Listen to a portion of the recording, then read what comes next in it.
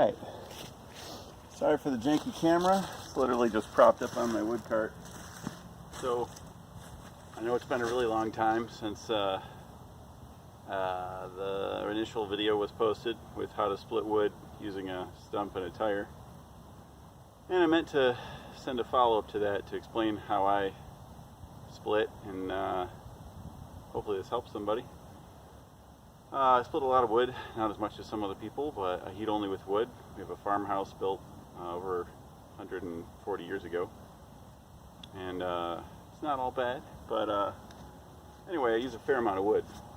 This is dead ash that kicked over, and I've been splitting it up. I'm a little winded because I've split most of the tree already, but it occurred to me I should do this. So instead of hauling all these big chunks somewhere else and getting a tire out and heaving them up onto a stump, this is what I usually do.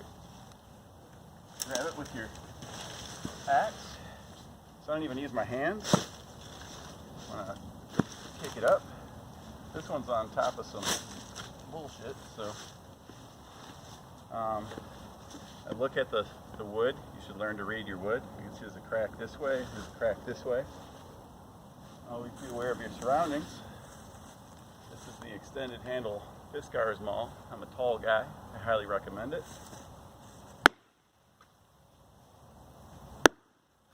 Missed. That's how I split.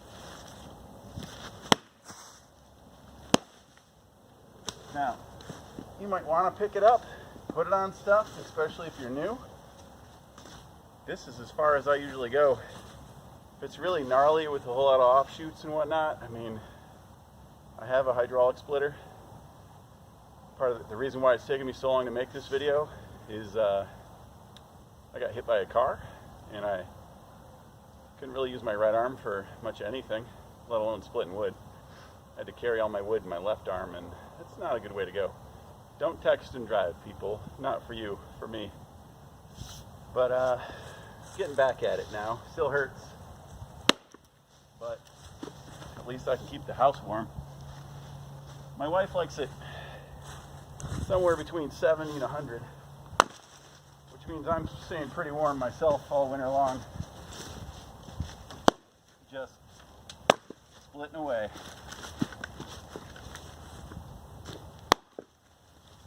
And this is sloppy as hell right now, but you can still do this after splitting the whole tree. You can keep going and get to the base.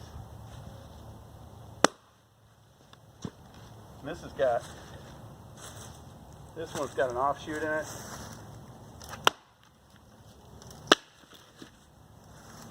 Twisty grain. Not the easiest piece to split, not the hardest by far. I learned to split mostly with some ash that I had that was dead and straight.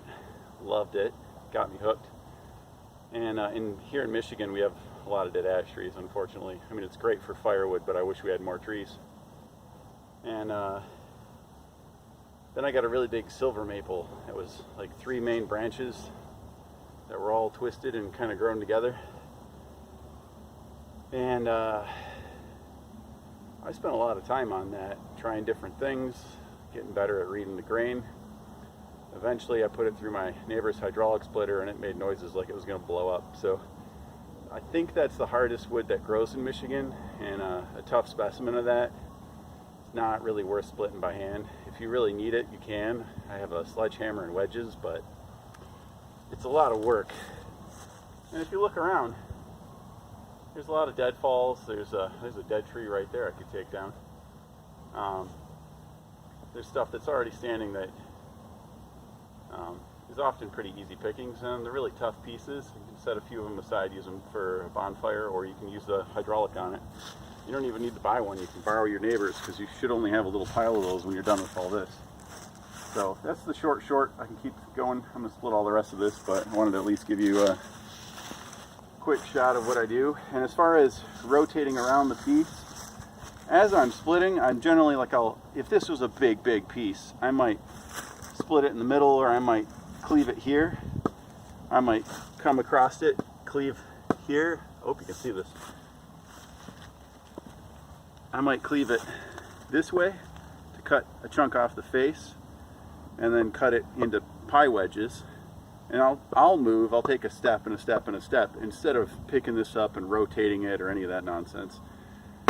Because the more time you spend picking up wood when you're not putting it on your wood pile or putting it in your cart or your truck, that's energy that you're wasting where you could be splitting more wood. And I'm not saying you're not a tough guy, you can't split a lot of wood, but we have a small farm and I got other things to do. And again, if I split all day, I get bees in my elbow and I can't do much else. Happy splitting. Stay safe.